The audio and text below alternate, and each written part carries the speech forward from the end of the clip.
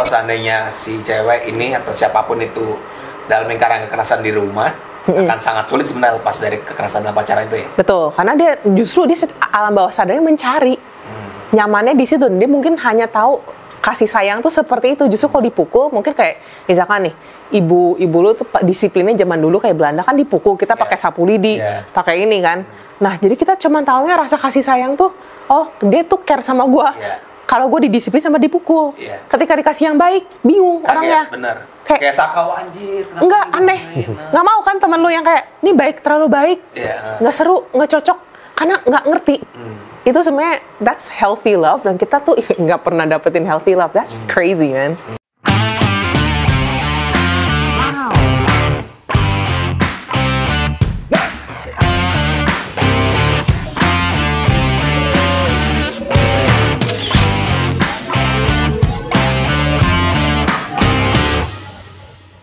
Nongkrong lagi warga setempat di channel Sekolah Politik dan Komunikasi Indonesia bersama program Suara Warga.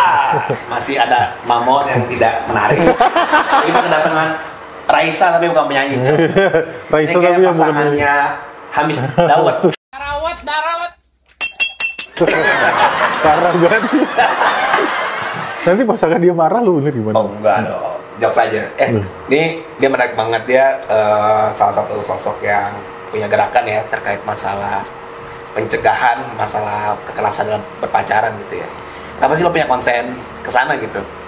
Kenapa ya gue ada konsen itu ya? Lo pernah dapat kekerasan? Wow, iya. Pertama gini, mungkin dari awalnya ketika ada 3 teman curhat sama gue, dan temen-temennya itu beda-beda semua, gak ada yang kenal. Terus tiba-tiba dalam satu waktu yang sama, kenapa ya? Padahal tuh zamannya belum hashtag toxic relationship tuh, belum pada tahu kan ini apa. Tahun berapa itu? Itu kayaknya belum mulai deh, belum. Baru sekarang aja. Bawa awal 2018. Oh, okay. Nah, terus kan gue tahu teman-teman gue kan pinter ya sebenarnya secara ini. I know you deserve better than this. Gue bikinin lu gerakan deh biar lu nyadar. Oh gitu. Jadi awalnya mulai dari curhat teman gitu maksudnya. Iya. Oh. Tapi gerakan lo apa ini sekarang nih? Gerakannya perempuan tagar-tegar dan pria tagar-tegar. Oh, jadi nggak cuma buat perempuan ya? Enggak, justru pria lebih susah sebenarnya buat dibantu dan ditolong. Emang pria dijajah wanita kalau kata Kain Sasikun. Gua aja kucing gua. Pria dijajah wanita. Nggak tahu apa tuh bedanya tuh dari 2 gerakan lo itu? Sebenarnya nggak beda, cuman pertanyaannya gini, kalau perempuan kan sangat mudah untuk curhat sebenarnya. Jadi untuk kita membuat kampanye ini kan emang nggak susah, karena perempuan pasti bleber, gampang lah. Nah, pria itu sampai hari ini gue butuh bantuan, mungkin dari teman-teman kalian semua, pria yang mau bantuin kita, how to talk to guys. Gimana caranya kalian bisa open up, karena sering kali dari anak kecil aja kalian nggak boleh nangis. Kalian nggak boleh kasih rasa emosi, kalau misalkan kalian, aduh mah sakit, alah anak kaki aja kayak gini aja lu sakit. Seperti itu sebenarnya menyakitkan kita semua menjadi dewasa yang kurang sehat. Dari situ. Nah, pria itu susah sekali membilang, ya nih gue kayak kejebak dalam toxic relationship. Seringkali banyak banget ego yang lewatin dari maskulinitas tersebut, jadi mereka enggan cerita. Karena bro, gue bilang, lu sama teman-teman cowok lu gak mungkin lalu cerita, kayaknya gue dimainin sama cewek gue. Pasti kan apa? Lu goblok lo. Nah, jadi kan pada kan cerita. Tapi sekarang udah mulai kok si Fajar itu tuh yang lagis di TikTok itu. Dari awal Oktober saya punya chat, diari terus, dia tidak pernah balas, cuma dia aja. Gara-gara nggak dibalas. Tapi ya chatnya. Tapi kayaknya sekarang pria lebih ekspresif. Tapi gue mau narik agak sedikit ke belakang. Maksud gue toxic relationship gitu kan, maksudnya lu tadi ngomong sebelum kita di kamera lu udah menangani almost 500 gitu, 500-an lebih case toxic relationship. Sebenarnya yang dikategorikan toxic tuh kayak apa sih?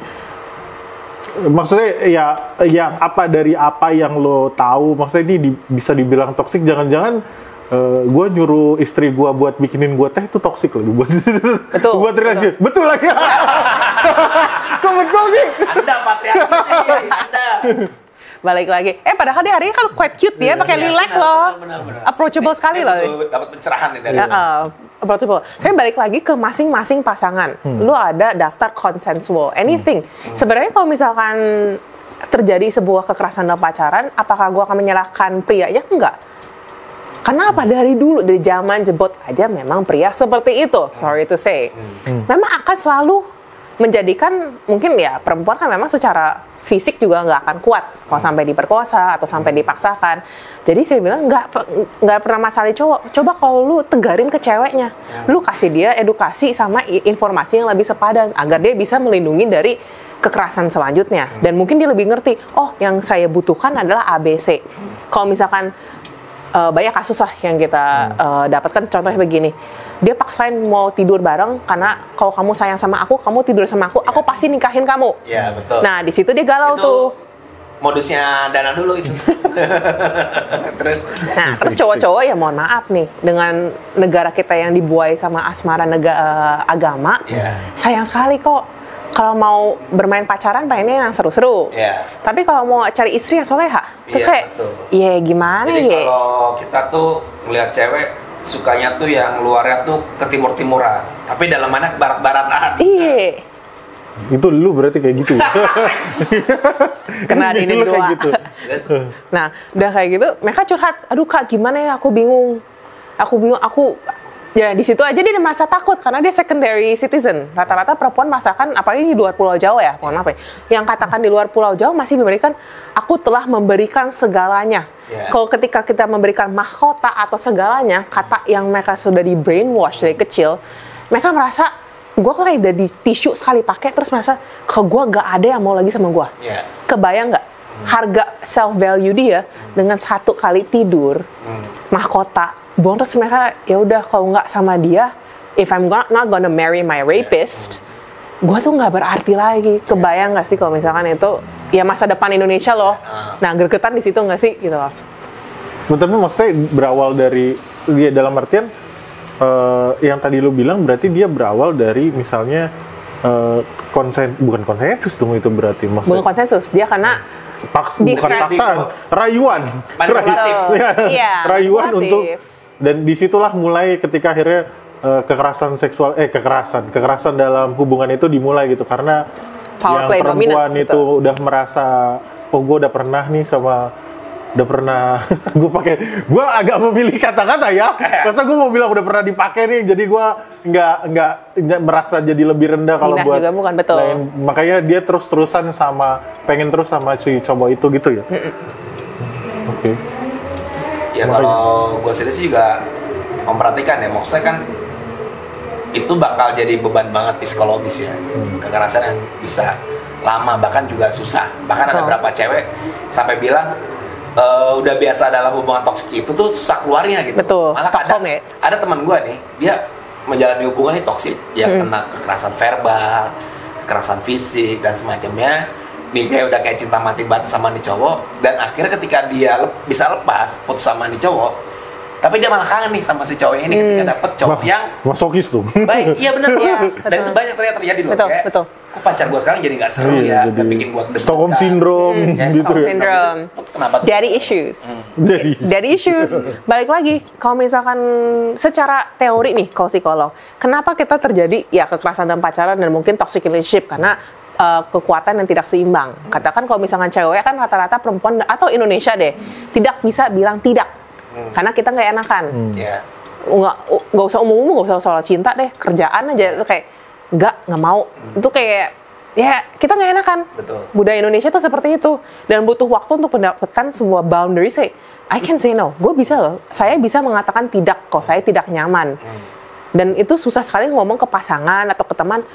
By the way, gue nggak kurang nyaman nih, lu undang gue misalkan mau kemana, boleh nggak? Gue nggak ikut. Itu kan kadang-kadang kita juga nggak bisa ngomong kan, gitu. Misalkan dicemenin lagi, lu kayak gini aja nggak nyaman, udahlah ikut sama kita, gitu. Ya, in a way itu yang kita suka diungkapin karena kita suka di-deny dari kecil. Kayak gini aja lu nangis, gini aja lu jatuh lu ini. Nah, seperti itu yang akhirnya menjadi situasi sosial yang masyarakat yang sakit karena selalu feelings kita di-deny. Nah, dengan dari situ pasangan relationship kita di awal adalah dari orang tua. Sosok misalkan nih kalau dari sisi pria itu adalah ibu. Kalau misalkan nggak beresin psikisnya kalian, akan selalu mendapatkan yang sosoknya kayak ibu lu. Ibu lu nih misalkan, kayak misalkan dia tuh galak banget. Ntar cari dapat bini entah kenapa pasti bisa galak. Oh pantesan bini gua galak. Kayak emak lu. Iya sih bener. Gue coba mau bilang gitu dong. Iya sih bener kayaknya. Ujung-ujung kayak emaknya. Ya. Secara itu karena dia Oedipus kompleks dong jadinya. Iya. alam bawah sadar, kita mesti main di situ. Kalau misalnya perempuan relationship pertama dengan sosok pria adalah ayahnya.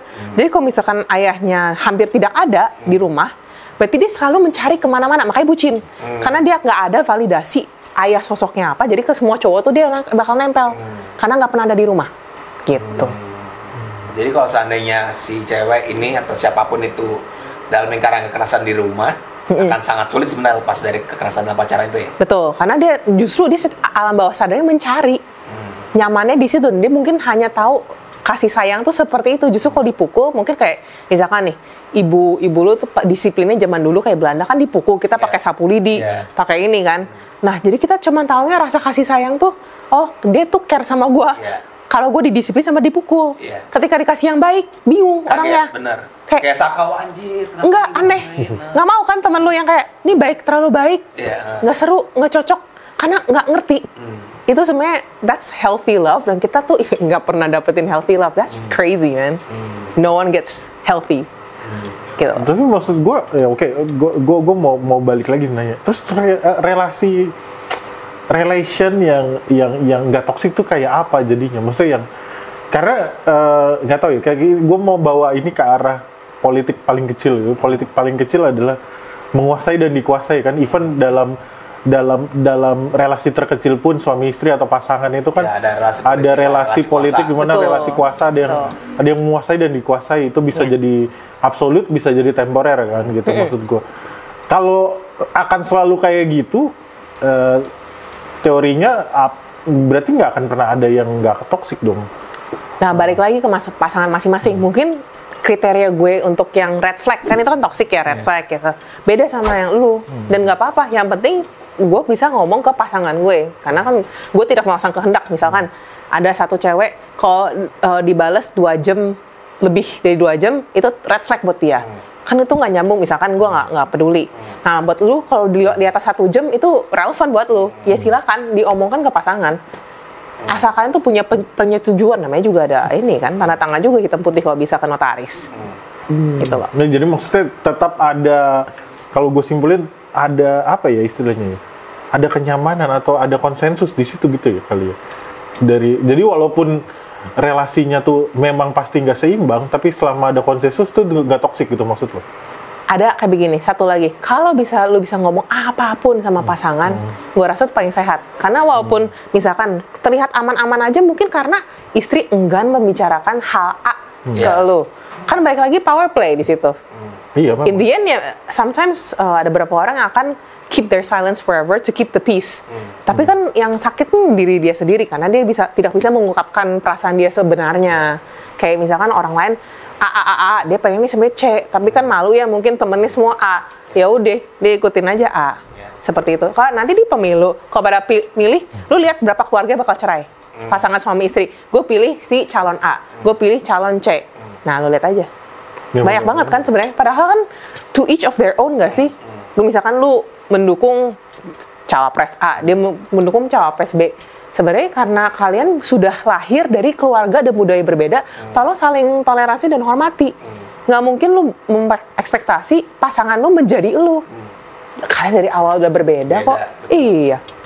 Tapi gue mau narik ke hal yang lebih general gitu kan. Maksud gue, ini emang kasus-kasus kecil gitu kan. Tapi kan pasti secara general, seberapa parah sih termometer kita nih terkait masalah kekerasan dalam pacaran misalnya di Indonesia. Apa sebenarnya tensinya masih tipis, apa udah gede, apa udah bahaya, kayak gimana?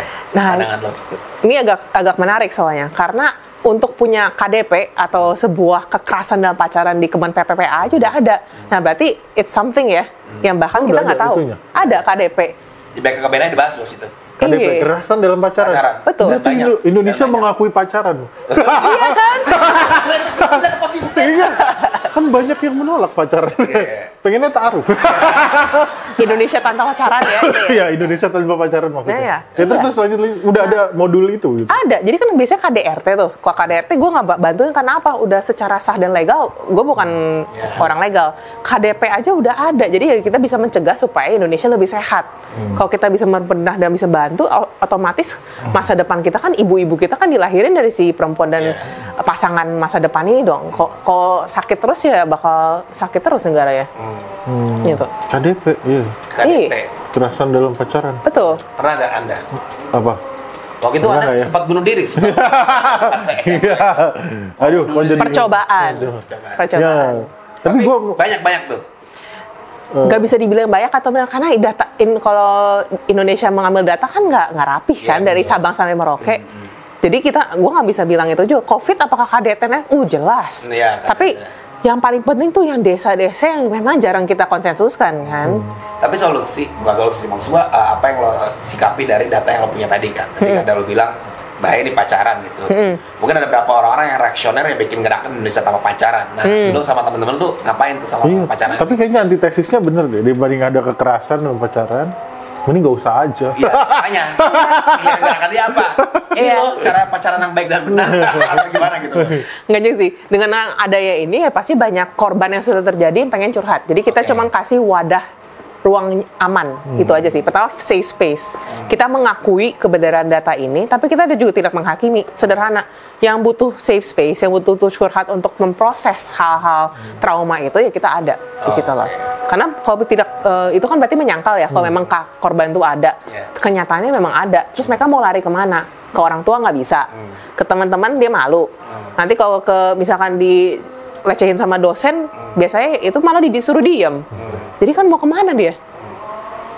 Percobaan bunuh diri ya bisa terjadi gitu. Jadi justru kita pencegahan pertolongan pertama deh supaya mereka jangan sampai bunuh diri dulu. Seperti itu. Jadi kayak semacam helpline SOS. Berarti ada potensi sampai mengarah ke society gitu ya?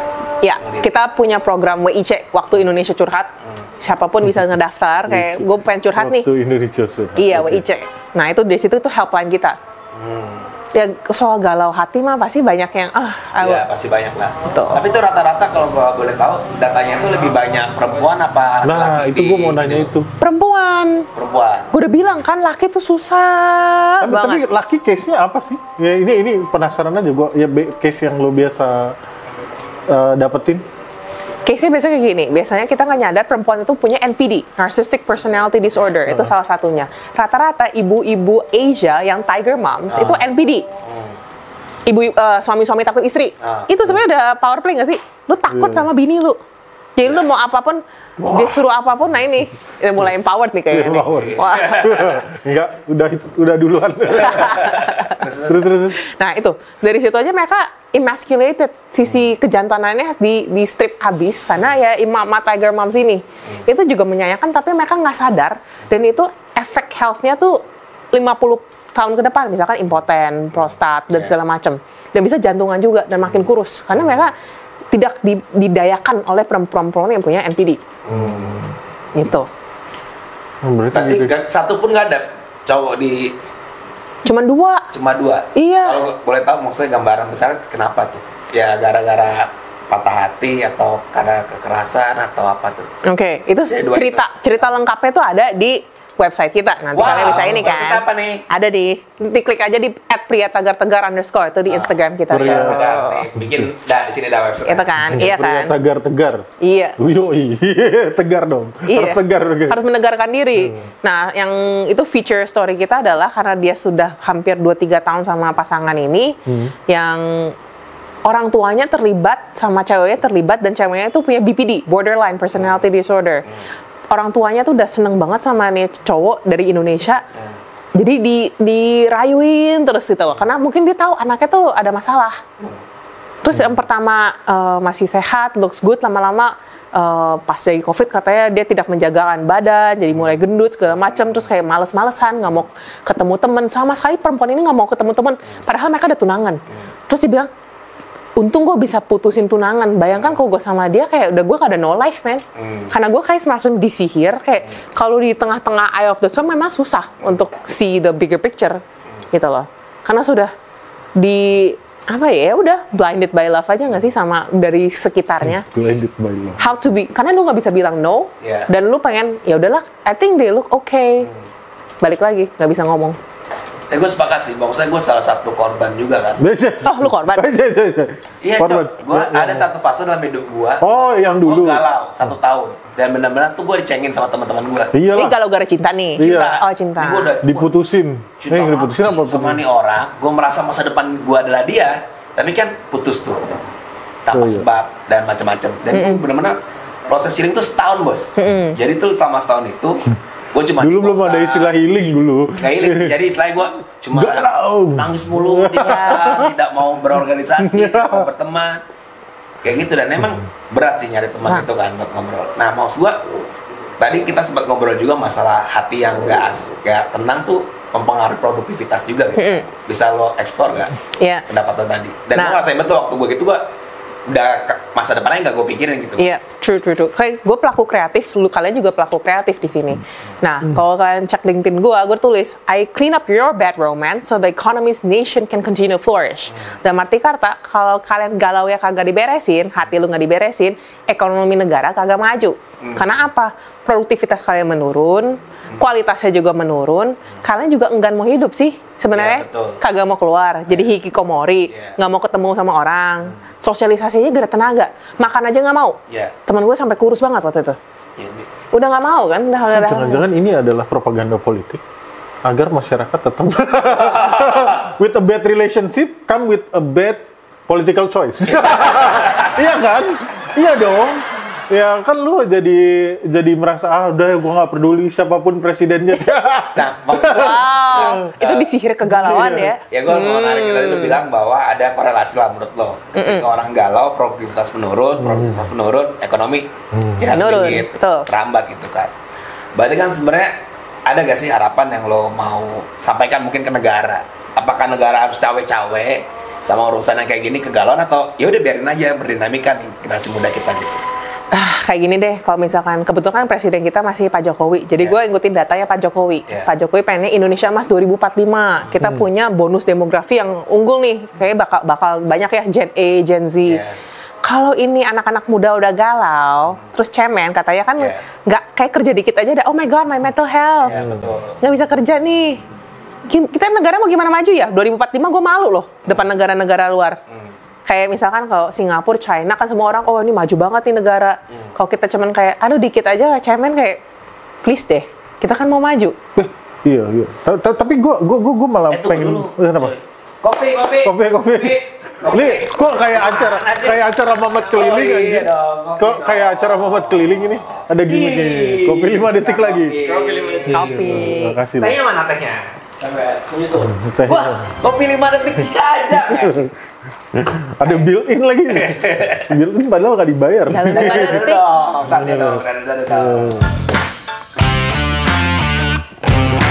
Tapi gue juga tadi barusan lihat LinkedIn lu kan. Lu kan pergaulannya internasional nih. Lu tapi SD sampai SMA di Jakarta. Cuma pas kuliah aja di Singapura. Jakarta, dan gue kakak kelasnya Niki. Niki siapa? Oh, Niki yang high school in Jakarta. Oh iya. Ya, sekolah gue terkenal gara-gara dia kan. Luar biasa dong. Tapi maksud gue, hal ini tuh nggak tahu hal toxic relationship itu terjadi nggak sih di luar dari Indonesia, atau karena lo nggak nonton film Sex Education lo di Netflix? Iya, gue nonton itu justru. Menggambarkan juga. Gue pengen tahu. Maksud gue, apa karena kan selama ini kan kalau katanya efek rumah kaca kan karena kita bangsa Melayu suka mendayu-dayu kah? Atau ternyata di barat tuh sama juga gitu. Banyak sama juga, tenang aja, kita nggak kalah kok. Sendiri. Kita tidak sendiri tentunya. Semuanya nggak ada sendiri kok. Kalau menjadi korban lu nggak pernah sendiri. Cowok pun sama. Tolong ya cowok-cowok ingetin, lu tuh punya rumah yang aman. Tinggal curhat aja, masih berani. Karena biasanya kalian juga susah mau curhat, karena takut dihakimin. Lu kurang cowok lu, kayak gini aja lu sedih, apaan sih? Tapi itu ya, pas gue ya itu berarti goalsnya adalah ketika relationship is not toxic, sehat, datanglah Indonesia sehat. Kenapa jadi Indonesia sehat? Benar, lu lihat dong. Nih, happy relationships and marriages equals a happier society, equals a productive and creative and flourishing economy. Gue kayak pernah dengar slogan satu cawagup dulu tuh. Apaan? Bahagia warganya. Bahagia kotanya. Itu beda ya? Itu beda ya? Iya, bahagia kotanya, warganya. Ini apa nih? Lu punya satu Ini apa nih? Bisa jelasin nggak? Bimbel berelasi oleh Tegar. Iya, oke. Jadi ini salah satu produk kita dari yayasan kita, yaitu Bimbel Berelasi. Karena dengan banyaknya kasus relasi yang kita ngurusin, jadilah gue jadi couples therapist. Jadi ya pasti kan dari cekcokan awal, bangun pagi ketemu bini, ketemu suami. Kalau hari lu dan tidak dimulai dengan baik, apa lu bakal ke kantor bahagia? Kagak. Udah semrawut duluan. Ini mah ke kantor ketemu selingkuhan. Ada ya. Suka ngarang Anda. Nah, mungkin karena di rumahnya kagak seneng, makanya cari selingkuhan. Iya. Jadi plus-plus kan. Jadi moodnya oke. Kalau misalkan di rumah oke, ngapain lu cari selingkuhan? Betul. Saya curhatnya nggak apa-apa. Ini bimbel nanti di giveaway di Instagram kita ya. Ya, ini juga jelasin nih bimbel nih, menarik nih bimbel berelasi. Ya, jadi Bimbel Berelasi ini cara berelasi dengan diri sendiri. The best way to learn ya dengan diri lu sendiri. Apa lu kenal banget sama diri lu sendiri? Banyak orang ternyata nggak tahu. Kayak cuman ikutin karena bapak gue suruh jadi dokter, ya gue jadi dokter. Ternyata sebenarnya tuh yang lu pengen tuh apa? Sederhana deh. Banyak sekali yang kita menyangkal sama diri kita sendiri karena kita juga disangkal sama orang. Jadi intuisi kita, misalkan kayaknya gue nggak nyaman sama ini, juga disangkal sama orang. Jadi lu nggak bakal percaya lagi. Padahal itulah diri lu sejati seutuhnya. Jadi kita ngebantuin buat kembali lagi ke jati diri lu supaya lu bisa lebih merasakan lebih hidup dari hidup yang lu sekarang. Bukan sekedar mengikuti aliran atau tren atau apa segala macam yang kalian punya. Seperti itu. Jadi lo pembekalan lah supaya ketika kalian lebih sehat dengan relasi diri sendiri, otomatis lo akan mendapatkan relasi yang lebih sehat dengan pasangan. Mungkin pasangan lo yang dusan dulu karena kalian di programming yang 98 berbeda dong sama XP. Ketika lo upgrade diri lagi sendiri ke ini iOS 13 akan lebih keren lagi dong karena kalian lebih tahu wawasan yang berbeda gitu loh. Tapi ini offline online nih. Bisa both, bisa dua-duanya gitu. Kan lo sebagai konselor berarti ya, itu lo tersertifikasi atau enggak? Betul, kita sertifikasi di Himpunan Asosiasi Psikoterapi Indonesia. Ya, karena setahu gua kalau yang buat konselor tuh ada khusus sendiri kan. Betul, betul. Ini mungkin terakhir dari gua. Kan tadi gue lupa gue nanya apa aja. Apaan sih? Tadi gue lupa. Tas dulu kopinya. Kopi 5 detik. Kopi 5 detik. Gak penting.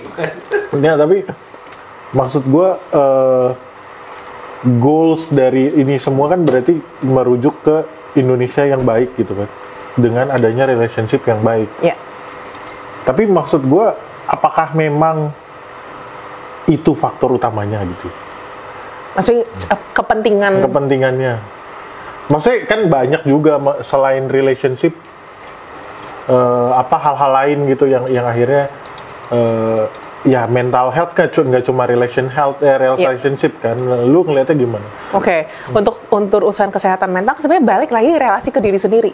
Banyak orang kita punya disorder karena kita nggak tahu diri kita sendiri itu siapa. Dengan balik lagi menyangkalnya dari orang tua kita, pasangan kita, teman-teman kita udah lupa sama jati diri kita karena kita selalu memberi makanan kita ke sini kayak ngelihat yang lu pengennya di sini, padahal lu nggak pernah nanya ke dalam ke diri lu sendiri. Menarik. Nah, pas lagi ketika lu lahir, itu kan relasi pertama ketika ibu menggendong anak. Kalau misalkan lu nggak sampai ada relationship support yang nempel banget skin to skin contact, itu anaknya udah trauma. Dari situ udah ada trauma. Kasian juga anak yang dibuang ya. Iya. Gue ketawa lagi aja. Tapi kasian ya maksud gue. Betul. Jadi sebenarnya lebih penting dari matematika, IQ, bahasa Inggris, bahasa Indonesia, sebenarnya itu berelasi. Karena lu tiap hari bertemu dengan orang. Di kakak lu, misalnya adik lu, orang tua lu, kan sebenarnya relasi itu lebih penting, skill yang lebih penting dibanding hal-hal lainnya, dan nggak pernah diajarin. Ternyata ini loh, gue juga nggak pernah sampai gue akhirnya mendalami ini dan kencemplung, udah deh, gue belajar lagi, sekolah lagi kan, jadi ini counselor, udah hari ini, ternyata kita nggak pernah diajarin. Mungkin yang di luar negeri sudah bisa mengerti kayak how to get married. Itu kan buku-bukunya School of Life tuh. Nah, di situ kan mereka udah mencari tuh. Setelah gue berkecukupan, what's next for me? Nah, Indonesia memang belum sampai level itu karena kita masih negara berkembang. Iya, karena gini ya, maksudnya gue bisa narik bahwa harusnya orang yang berrelationship tuh udah selesai sama dirinya sendiri ya, baru dia bisa berrelationship sama, bukan sama-sama orang yang belum selesai terus sama-sama hancur. Iya maksud gue. Nah ini gue baru ingat pertanyaan gue tadi. In the konteks bukan yang tadi. Biar kayak kelihatan pinter aja tadi. Tapi maksud gue ini dalam konteks pandemi gitu kan. Ini relationship kan berubah nih. walaupun sebenarnya sekarang udah mulai balik lagi sih. New normal is the not new banget gitu kan. Tapi gue berasa beberapa teman-teman gue susah akhirnya berelasi setelah pandemi karena nggak banyak interaksi sosial yang bisa kita dapatkan kan. Ya bahasanya nyari pacar juga susah lah ya, maksudnya. Dulu nah itu doang kan jadi source-nya. Dulu lu bisa dapat cem-ceman dari teman kelas, teman kuliah gitu kan. Maksud gue teman kerja yang lu ketemu. Ini ketemu aja enggak kan selama 2 tahun.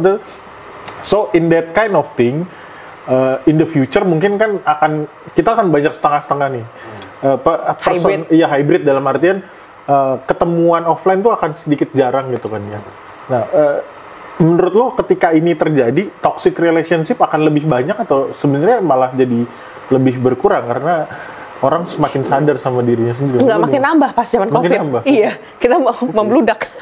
Malah makin membludak. Makin membludak. Oke, jadi sebenarnya makin susah dong ya kan? Makin susah.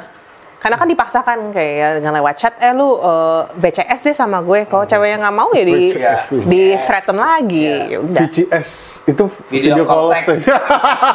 Iya. Anda jangan pura-pura tidak melakukan. Enggak, saya nggak pernah. Dia pura-pura nggak tahu BCS itu apa. Kan BCS waktu SMP belum ada bangke.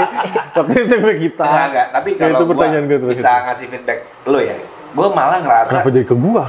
Enggak, omongan pas lagi akhirnya hybrid, terus bagaimana relasi kita di dunia internet tuh malah orang lebih ngerasa lonely ya sih sebenarnya. Lonely. Karena akhirnya lo berkomunikasi dengan baik orang tapi nggak pernah ada yang deep gitu. Betul. Makanya kan sekarang cewek-cewek aja atau nggak cowok-cowok juga, ya udah hal-hal yang kayak lo ketemu sekali ngopi hilang, ketemu sekali nongkrong hilang tuh makin banyak, dan menurut gue bisa jadi nggak sehat gak sih? Kalau menurut lo gimana?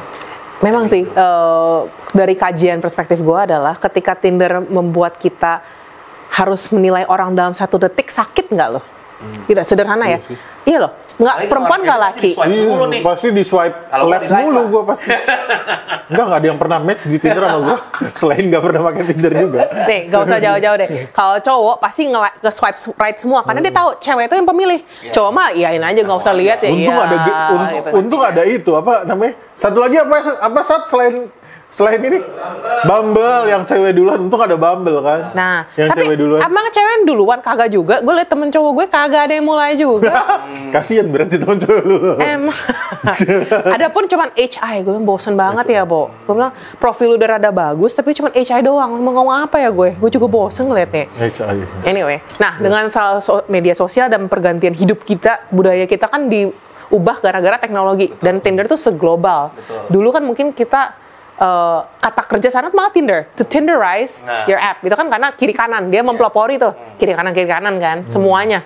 Tinder for pets misalkan, Tinder for apa itu kan semua digituin. Iya, become idiom ya sekarang itu. Iya, kayak semacam itu. Nah dari situ kan udah merusak sebenarnya. Jadi untuk mencapai validasi manusia, lo mesti terlihat se-hot mungkin, sekeren mungkin, seganteng mungkin. Jadi lo kejar apa sih sebenarnya? Kejar ini kan, cuman it's like donkey and a carrot gitu. Lu cuma kejar fana yang lu nggak bakal akan pernah kejar. Karena akhirnya lu cuma membuaya di situ semua, tapi dari di situ lu dikosong banget. Semakin jauh lah dari apa yang betul dari kita gitu ya. Betul. Karena ya kejar of course yang paling ganteng pasti di swipe right. Padahal itu kan yang scammer yang di Filipina kan sindikatnya yang bakal romance scam lu. Nah, jadi ada duitnya keluar semua. Iya. Tapi Tinder Swindler kan emang keren orangnya. Iya. Banyak oplasnya sih dia. Nah, dia tahu he knows how to play the game. Iya. Ya gue nggak akan bisa juga sih. Udah lanjut apa kesimpulan lu? Kesimpulan lu? Ya merusak aja sih sebenarnya. Jadi mesti sadar sama diri sendiri sampai sejauh mana kalian mau kejar itu validasi yang nggak akan pernah datang. Validasi. Gua ada pertanyaan terakhir sih. Ada pertanyaan terakhir. Jadi memang kan dari lo berdua gue dapet hal bahwa dari gue berdua aja. Ya soal mengerti diri sendiri baru bisa mengerti orang lain ya. Menurut gue kan ini tahapan yang tadi lo bilang lo fokus ke remaja nih. Yang dimana menurut gue tuh remaja tuh gak usah bicara soal identitas, karakternya tuh selalu berubah-ubah gitu kan. Nah jadi sebenarnya kesanain lo lagi ngobrol sama anak muda apa sih yang akan lo kasih caranya selain mengenal diri sendiri itu. Misalnya lo harus bisa ngobrol sama bapak lo, ibu lo, temen lo, kayak gimana gitu biar dia bisa tahu ekosistem yang sehat buat dia itu seperti apa gitu. Malah kalau anak remaja nggak masalah, gue malah temenan sama mereka semua. Karena mungkin gue cocok sama Gen A, mereka sangat kritis, mereka sangat open minded, dan mereka mungkin LGBTQ aja ada part of them. Sedangkan yang gue mesti didik adalah orang tuanya, karena mereka denial. Anaknya tuh udah lebih ter-open minded dengan dunia global yang mereka lihat di HP, dan mungkin teman-teman dia ya lingkaran dia tuh jauh berbeda dengan kita dulu. Ya apa ya? Beda berapa ya? 20 tahun kali? 20, ya kita beda 20 tahun nih sama mereka semua. Iya. Beda banget loh perspektif dan mindset mereka. Kayak untuk gue ke situ aja gue butuh waktu untuk proses, is LGBTQ okay? Mungkin dari agama, sisi orang tua, sisi dosa atau enggak. Buat mereka malah udah inklusif. Sedangkan kita yang sama orang tua pasti kayak, it's not good, itu dosa, lu jangan deket-deket, itu penyakit. Nah justru kalau mereka, kita sendiri nggak merdeka dan programming kita ulang, kita yang ketinggalan. Malah kita menyangkal mereka semua, mereka tuh bukan manusia, gitu loh. Dan banyak sekali resistensi dari orang tua, justru untuk memahami Gen A yang sangat berbeda. Gitu. Malah lu sebenarnya berarti kesimpulannya lu lebih gampang ngomong sama mereka ya buat ngasih apapun. Untuk itu. Sementara ini malah mereka sangat kritis, dan karena gue juga orang yang kritis, mereka bisa lebih terbuka. Oh, I'm sick of my mental health. Mati zaman dulu umur 10 kagak ada mental healthan. Buset. Gue nggak dipinjemin PS sama temen gue mental health itu kena mental kan. Kena mental tapi ya udahlah bodo amat. Itulah hidup namanya. Iya, emotional damage-nya mereka kayak, oh my god, emotional damage. Kayak, wow. Kalau dulu emak gue tuh otoriter. Dia didik gue kayak prajurit. Beda, kalau yang ini mah nggak bisa. Makanya muncullah kayak lu. Betul. Bapak gue juga polisi, akhirnya muncullah kayak gue. Satria. Bapak gue anggota ormas. Enggak. Jadi kayak gini aja makanya. Rada-rada gitulah pokoknya. Tapi sebelum nutup nih, gue lupa. Nih, gue kesatria nih apa nih maksudnya nih? Oke. Campaign lo nih. Iya, campaign gue. Gue Satria PTT. Karena kita kan yang... Apa PTT? Itu Iya, PTT. Perempuan dan pria tegar-tegar. Perempuan yang beda kan? Iya. Oh, perempuan dan pria tegar-tegar. Tegar-tegar. Nah, ada ini. Ya, kayak gitulah. Nah, Satria itu tuh katanya tuh non gender binary, ya. Jadi semua pun bisa. Rata-rata kalau kita pikir Satria adalah atau warrior itu cowok nih. Ternyata itu bukan cewek itu kasatri. Gaya beda. Gak ada. Garing. Satri. Lanjut. Maaf. Udah, jadi begitu. Jadi ini kalau misalkan yang pada nonton, ini dia. Iya. Kesatria, Kesatria, kata nominal tanpa gender, orang yang gagah pemberani yang mendukung gerakan tegar. Iya, itu dia. Mantap. Tegar itu sendiri apa maksudnya? Tegar aja gitu. Courageous. Berarti untuk tegarin diri sendiri dari toxic relationship, merdekakan dari toxic relationship, dan juga tegarin diri lu sendiri supaya lu bisa membuat keputusan yang lebih baik untuk diri lu sendiri. Berarti ini antitesis dari generasi rebahan, generasi tegar. Generasi udah saatnya pemerintah. Iya, diambil nih bentar lagi. Generasi rebahan diambilnya generasi tegar. Lanjir gua lagi sih. Tapi gua apa sih maksudnya gue menarik nih ngelihat sebagai patriarki gimana? Iya, sebagai patriarki akan tetap saya lanjutkan. Tidak akan berubah pikiran saya. Ya, tapi maksud gue seperti ini karena gue merasa bahwa memang power relation tuh in the relationship harus ada power relation, karena menurut gue tanpa relation, tanpa power, tanpa ada yang mengendalikan dalam tanda kutip in relation tuh kayaknya relation nggak akan, buat gua ya, nggak akan harus jadi supir terus selalu intinya lah ya. Iya, nggak akan pernah jalan gitu. Tapi satu poin menarik dari lu yang tadi lu bilang bahwa ya yang penting tetap bisa komunikasi dan tetap akhirnya ada konsensus gitu kan. Maksud gua orang-orang tua kita mungkin dulu berkonsensus bahwa ya udah nggak apa-apa, memang kerjaan di domestik itu ibu yang mengurusi dan kerjaan di luar itu ayah yang mengurusi gitu misalnya. Itu kan sebenarnya konsensus tanpa memikir mereka sebenarnya sedang ada di dalam satu konsep patriarki. Tapi menurut gue ketika mereka menjalani perannya dengan baik dan berkomunikasi dengan baik gitu kan, tanpa ada kekerasan, tanpa ada dominasi yang berlebihan gitu kan, itu jadi satu hal yang baik juga kan. Turunnya akan ke anak kan akhirnya, relationship-nya akan ke anak. Dan ya akhirnya dari healthy relationship itu ya gue setuju sih, kayaknya emang ya gue juga pernah sampai di titik yang mau bunuh diri ya, SMA gara-gara nggak SMA itu kuliah kalau nggak sebut ceweknya nggak usah tapi maksud gue akan jadi suicidal tendencies atau bahkan pikiran-pikiran aneh itu muncul ketika mau bunuh diri. Ya, udah. Saya Tuhan juga. Enggak, itu bohong. Ini kan di YouTube loh. Tapi maksud gue, poin gue adalah ketika memang orang lagi galau, rusak karena relationship ini teman-teman kita juga ada yang pernah mengalami. Kayaknya kita semua pernah mengalami kegalauan karena relationship. Hasil dari toxic relationship yang nggak ada. Hasil dari toxic relationship yang akhirnya membuat produktivitas menurun, bad choice, ya efeknya kemana-mana sih emang. Maksud gue ini dan akhirnya setelah gue melewati fase galau, ya gue bisa lebih produktif dan lebih bisa punya 2 digit ya. Iya. Dengan healthy relationship, naik terus kan tuh. Naik terus. Sombong anjing. Sombong ya. Naik terus produktivitas kan. Tapi emang bener maksud gue, karena akhirnya ketika kita nggak capek mikirin perasaan, mikirin hubungan, ya udah kita akhirnya mikirin hal-hal yang kayak mikirin negara, mikirin ekonomi gitu kan. Ya jadi lebih ini. Makanya gue suka kata-kata siapa ya, ketika akhirnya orang, dan ini juga balik lagi kayak ini, ketika akhirnya orang udah selesai sama dirinya sendiri, buat ngapa-ngapain gampang, dia bisa selesai dalam dirinya sendiri, akhirnya bisa selesai dengan relationship juga, selesai dalam pekerjaannya, dan terus kayak gitu sih menurut gue gitu. Jadi waktu lo galau, apa? bunuh diri, Anjing. Diulang ya. Berdarah di dalam nggak ada yang kelihatan. Iya. Terus nggak percaya gerakan juga. Kan? Apa itu gerakan? Ya kalau gue menarik ya, maksud lo proses berelasi ini sih sangat reflektif banget sih sebenarnya. Maksud gue setiap orang pasti mengalami fase-fase yang tadi kita bilang ya. Entah lo di awal waktu masih SD, SMP, SMA, bahkan bisa di akhir-akhir kuliah baru kedepan tentu. Tapi mungkin ada yang nggak ngalamin. Indonesia tanpa pacaran, dia kan nggak ngalamin. Itu dia saking mengalaminya, iya. Pak. Oh iya ya. Bisa jadi ya, bisa jadi. Saking jadi Oh jokernya. tidak, nggak boleh ada yang pacaran lagi. Indonesia tanpa pacaran. Terus dan gue percaya sih kayak kata Rollo May itu dia bilang ya pada sejatinya manusia kan proses menjadi terus kan. Maksud gue mungkin di satu titik kita gagal dalam percintaan atau gagal dalam relasi, itu bisa jadi cuma fase hidup yang harus lo lalui buat pembelajaran, bukan sebagai musibah sih menurut gue, karena gue yakin kalau dulu nggak patah hati, kita nggak patah hati, kita nggak mencoba untuk bangkit, dan nggak ketemu di sini kan, dan ketemu di sini dan tidak berguna juga. Itu sih yang kedua. Terus yang ketiga, gue percaya banget sih memang keluarga tuh penting banget ya untuk hal-hal kayak gini. Jadi memang gue ngerasa banget sih sekarang tuh kayak orang tua dulu sama sekarang tuh beda banget.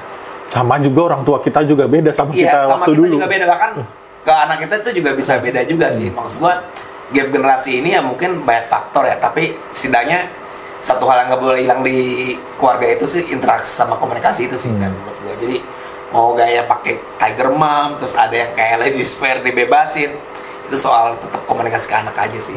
Jadi thank you banget nih waktu lo udah sama. Thank you Rice ya. Thank you. Udah sharing-sharing sama kita. Kalau mau nge-follow lo di mana nih di IG? Oh, banyak banget sih. Kita di Gerakan Tegar kita punya perempuan _tagar. Tunggu. Perempuan _tagar. Tagar. Nah, di sini ada pria _tagar_. Pria _tagar. Oh, iya. Ya, ada bimbel _berelasi. Terakhir ada @bubtheworld. Proyeknya banyak ya. Banyak. Yeah. Anda kaya sih. Banyak dapat pendanaan kalau ke sana. Nol, Pak. Yayasan. Produknya banyak. Non-profit ya. Iya. Jadi jangan lupa follow tadi gerakannya Mbak Raisya yang suaminya Hamis Dawet. Bukan. Waduh amat. Dan jangan lupa juga follow Sekolah Politik dan Komunikasi Indonesia. Iya, Dan pantengin terus suara warga di warga setempat. Iya. Bye-bye.